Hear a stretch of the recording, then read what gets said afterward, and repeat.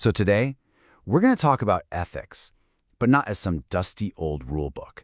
Think of it more like a practical toolkit, something you can use to make sense of a really complex world. We're going to get into the very ideas that shape how we live, what we think is important, and ultimately, who we decide we want to be. Let's dive in. You know, the philosopher Simon Blackburn really hits the nail on the head with this. Think about it. We're always making judgments. It's not just about what we like or don't like. It's about what we think is right or fair or admirable. It's just what we do as humans. We can't help it. Blackburn has this great term for it, the ethical climate.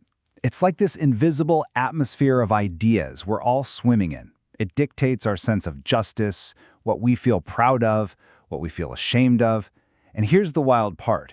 This climate affects every single one of us, whether we notice it or not. Okay, so that raises a pretty big question, right? If our ethical climate is just one of many, who's to say ours is the right one? And that question leads us straight into our first big idea, moral relativism. So what is moral relativism? Well, it's basically the idea that there's no single capital T truth in morality that applies to everyone everywhere. Instead, what's right is just, well, relative. It's relative to a specific culture or maybe even just to a specific person. There are only the different truths of different groups. Check this out. The ancient historian Herodotus tells this amazing story that makes the case for relativism perfectly.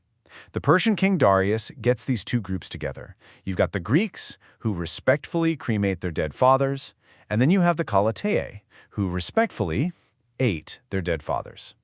Both sides were just horrified by the other's custom. For each of them, their way was the only proper, respectful thing to do. And you can see why this idea is so appealing, can't you? It feels like a blueprint for tolerance.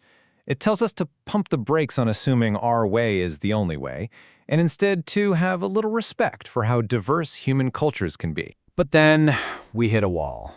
A really big, ugly wall. I mean, what about Nazi values? If we're pure relativists, do we have to say that their values were right for them? Most of us have a gut feeling that's just wrong. Period. We feel like even if nobody had ever called them out, what they did would still be completely and utterly wicked. And this is where pure relativism starts to fall apart. For one thing, if right is just whatever your culture says, then anyone who speaks out against it, any reformer, any protester, is by definition wrong. It pretty much kills the idea of moral progress. And here's the real gotcha. If you say that everyone ought to be tolerant, well, you've just made a universal moral claim, which is the very thing relativism says can't exist. It's a paradox. So if morality isn't just a matter of, that's how we do things here, then where does its authority come from? What makes it stick? For a huge chunk of human history, the answer seemed really obvious. It comes from God. The great novelist Dostoevsky summed up this feeling perfectly. It's the intuition that without some kind of divine lawgiver, some ultimate judge to issue the rules and enforce them, well, what's to stop everything from just falling apart into a total free-for-all? Okay, but even that idea runs into this legendary philosophical puzzle, a dilemma that Plato brought up thousands of years ago.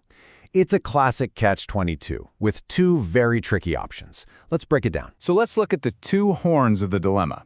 On the first horn, if something is right simply because God says so, then morality seems completely arbitrary. God could have commanded us to be cruel, and poof, cruelty would be morally right. That feels wrong. But on the second horn, if God commands something because it's already right, well, that means there's a standard of goodness that exists outside of God.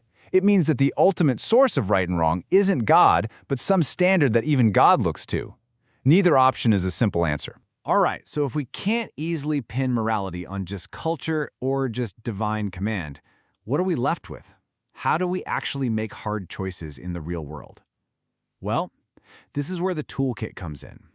Philosophers have developed these really powerful frameworks to help us think things through, and we're going to look at three of the biggest ones. These three are like different lenses you can use to look at any ethical problem.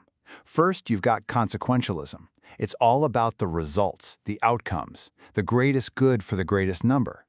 Then there's deontology, which is all about the rules and our duties, no matter the outcome. And finally, virtue ethics, which turns the camera around and asks us to look inward at our own character. Consequentialism forces you into some really tough calculations. It can lead to what's called the dirty hands problem. A politician might say, look, if I don't sell weapons to this questionable regime, some other country will. So I might as well be the one to do it and get the economic benefit. It's an argument based purely on the consequences, but it can feel kind of gross, can't it? Now, a deontologist like Immanuel Kant would hear that argument and say, whoa, hold on. I don't care about the consequences. For him, what matters is the act itself. He'd ask you to imagine a world where everyone made false promises. What would happen?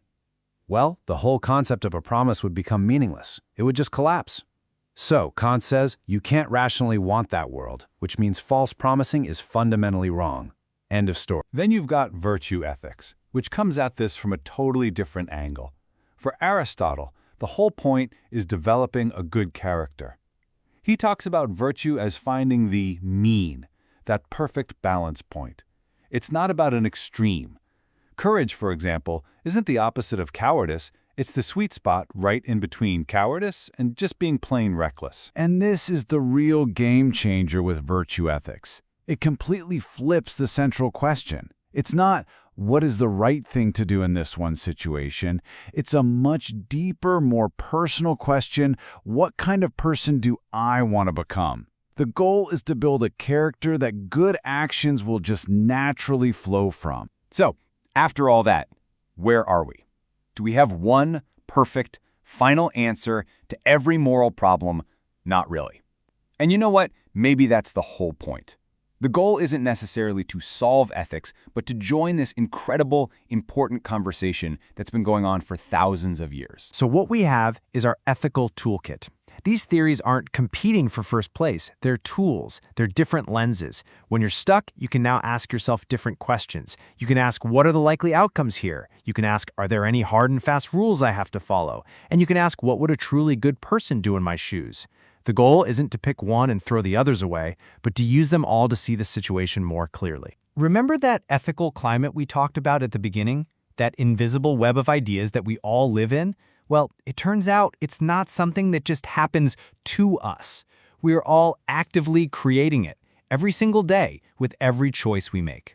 So the final question isn't really for the philosophers, it's for you. It's for all of us. This climate is being shaped right now. How will you choose to shape it?